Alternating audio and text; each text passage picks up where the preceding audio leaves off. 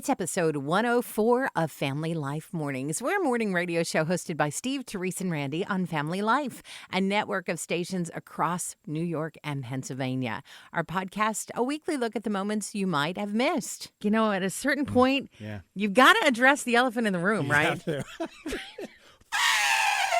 If you haven't already, subscribe today so you don't miss a single episode. And find out more about our show at familylife.org. Nutritious and delicious. Just like Fruit Loops. This is Family Life Mornings. What do they say about homeownership? Location, right? Or businesses even. Well, this guy, Don, had a house with an unbelievable view on a rocky Australian coast. But there's a cliff right near his house, and it's pretty high up. And so sometimes people would come to check it out for all the wrong reasons. People would be broken, they'd be desperate, and they'd be wanting to end it all. In the 50 years that Don lived in that house, he saved more than 150 lives. Wow. Because he would see somebody outside, and he would go out and just start talking. Hi, how are you? And the person eventually would step back, and then Don would say, why don't you come in the house, and we'll have a cup of tea. And they would leave out the front door and go on their way. Now, Don has since passed, but his legacy, it lives on in each one of those people who made the choice to live. So who today just needs you to start a conversation with them? Just, hi, how are you? Music? Check. News? Check. Encouragement? Check. Yep, we're ready to start the day. Family Life Mornings. Trespasser on the porch. And so what do? Well, not knowing what to do, this person called the local police. And the police came. Trespasser was still on the porch when police arrived. So the police gathered up the trespasser, the illegal trespasser, tied the trespasser up, subdued, put the trespasser in the back seat, and drove off. So homeowner was like, whew. So if you followed this policeman, the trespasser was then taken out of the car and released, thrown in the water. Wait, that's a little harsh. Oh, I didn't tell you. It was an alligator. That's a little lenient. Are you just starting your day? Well, so are we. It's Steve, Terese, and Randy on Family Life Mornings. I forgot the knife. I brought the watermelon to the picnic, but now how am I going to cut it? Oh, man. Well, if you have a quarter in your pockets, try this. You take the quarter and you break through the skin of the watermelon about halfway in, right? And you take out that quarter just so it's pierced. Right. And at that point, you should be able to karate chop the pineapple in half. The watermelon. You know, like or the watermelon. I'm sorry, I don't know why I said pineapple. I must have been looking at Randy's shirt. But but you'll be able to karate chop the watermelon in half. And not only will you solve your dilemma of the knife, but you will look like the strongest guy at the barbecue. Now, in terms of getting the pineapple into slices that people can actually eat, the watermelon. You will not Change be able your shirt, Randy. Change your shirt. You will not be able to do that with the quarter, but people won't notice because they'll be like, did you see that guy just karate chop that watermelon? They won't even care, you know? If it's too early for you to start thinking about real life, it's okay. You can hang out with us as long as you want. This is Family Life Mornings. It's a summer job that is really cool, especially if you don't do it well. Now, to interview for the job, you need to be in pretty decent physical shape, and the interview is more like a competition between all of the others vying for the position. The job? Mailboat jumping.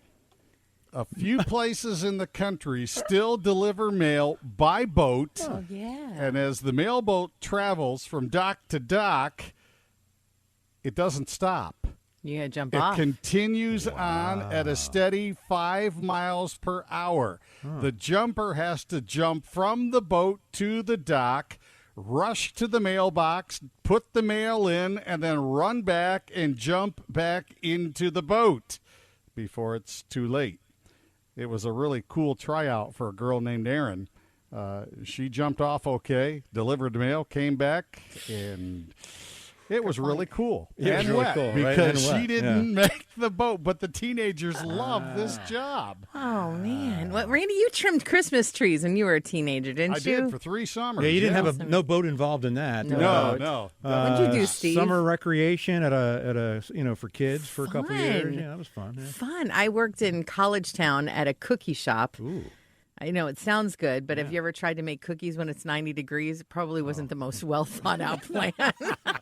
Please excuse our enthusiasm. We just love spending time with you. Family Life Mornings with Steve, Terese, and Randy. Well, when their college went virtual, these 2 college kids were like, wait a second. So we don't have to stay here? Like we can go anywhere? They decided to take their learning on the rod. I mean, on the road. In between watching classes on their computers, they went fishing. They decided that they would set a goal, though. This wasn't just some arbitrary fishing. They wanted to catch the state fish in every state. Oh, wow. By the way, in Pennsylvania, it's the brook trout. New York has 2, the brook trout and the striped bass. They call it Fish All 50, and they've been going for almost a year. They still have a few states to go to. Now, I think they kind of started backwards because I would have started with one of the fish that they still have to catch, the huma huma nuka nuka apawa'au. Well, of course. Which is the like state fish of Hawaii. I mean, because if you didn't catch the huma huma nuka nuka apawa'au, at least you'd get a great trip to Hawaii, right? That would be totally worth it. Huma huma nuku nuku apawa'a, makihiki malahini hu. Huma huma nuku nuku apawa'a, ooh. See, there's not a song like that for the striped bass or the brook trout, is there? True. No, there's not. God gives us each new morning. We give you the encouragement to get through it. This is Family Life. Teaching your kids to drive. What a great memory that is. And Dad, well, dads want to be supportive. And Dad was teaching his daughter, very first time in the car, to drive. So, one, dads are supportive. The other thing you have to remember here is dads, just ask them, dads are hilarious. Dads are so funny. And again, just ask us if we are or not, and we will remind you that we are. So this very supportive dad wanted to teach his daughter to drive. So she's in the car first. He hadn't gotten in yet. Right. And so he's ready to get in the car. He opens the front door, the passenger side, and gets in, and he's all dressed up. He's dressed up as a crash test dummy. Oh, that's not nice. That's not funny. That's mean. Dads are supportive, but you have to remember, they're hysterical as well. Thanks for tuning in to Family Life Mornings. We're giving away free smiles, and we've got one that's just your size. Boy, 3 little words that can change a life. Those 3 words, God loves you. It started when this guy reached the end of his rope. He didn't know what to do, and he didn't see any other options. So he climbed up a pole to a sign over the highway. And his plan was to jump into traffic below. But he was up there for like 7 hours. And there was this guy, Rick, who was on the ground, and he was kind of talking to the guy. And he said, God loves you. And it was true. And after a while, the guy came down. Now, Rick says this is not like a magic word kind of thing. Like, you can't just go into any situation and be like, God loves you, and it's going to work. Because check this out. Rick prayed for about 15 minutes. He was kind of standing on the ground. He saw the guy up there, and he just started praying, started talking about God, talking to God about what was going on and how he might be used and what he should say. And God gave him the words in the exact moment to use them. So it's not so much about that phrase, God loves you, as it is that prayer is powerful. We hope the rest of your day is just as much fun as this. Family Life Mornings with Steve, Terese, and Randy. Some seminary students were playing basketball at a nearby school. An elderly janitor had come in to clean the gym, but he sat down and as he saw them playing, so he just decided he would wait for them to finish. And while he was waiting, the janitor pulled out a Bible and started reading it.